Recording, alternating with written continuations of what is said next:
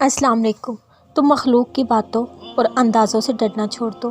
दुआएं कबूल करने वाली ज़ात सिर्फ़ अल्लाह की है और वो कहते हैं तुम अपने रब से दुआ कबूल करो, वो कबूल करेगा।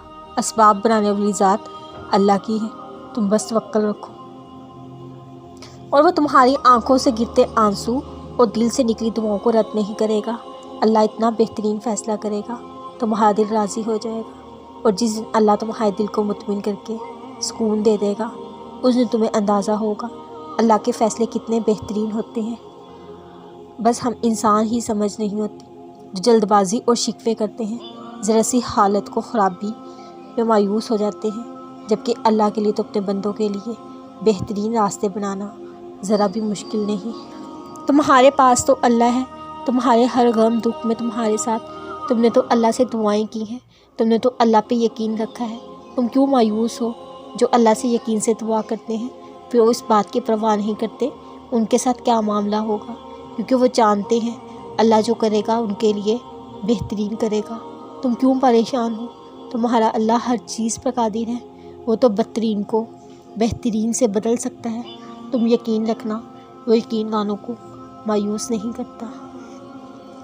तुम अपने अल्लाह की मोहब्बत से मायूस हो। तुम्हें पता है अल्लाह तो अपने बंदे को छुपने वाले एक कांटे से मिलने वाली तकलीफ़ में भी उसको अकेला नहीं छोड़ता, बल्कि उसके बदले उसके कुछ गुनाह माफ़ कर देता है। और तुम्हें लगता है वो दुआएं जो तुमने इतने दिल से अल्लाह पे यकीन रख के अल्लाह से बार बार मांगी हैं सुनी नहीं होंगी? वो सब सुनता है, सब देखता है। अल्लाह ने तुम्हारी सब दुआएं सुनी हैं, तुम्हारी आंखों से बहते सब आंसू देखे हैं, तुम्हारे दुखते दिल से भी वाकिफ़ है अल्लाह। वो अल-मुजीब है, वो कहता है जहाँ कहीं भी तुम मुझे पुकारोगे दुआ करोगे, ये याद रखना अल्लाह तुम्हारे साथ है। वो तुम्हारी हर पुकार हर दुआ सुनेगा भी, तुम्हारी हर दुआ का जवाब भी देगा। किसी पुकार को रद्द नहीं करेगा, जवाब देगा हर दुआ का। बस तुम सब्र करना, अपने रब पे यकीन रखना, उसकी रहमत और मोहब्बत से कभी मायूस ना होना, हालात कितने ही ख़राब क्यों ना हो।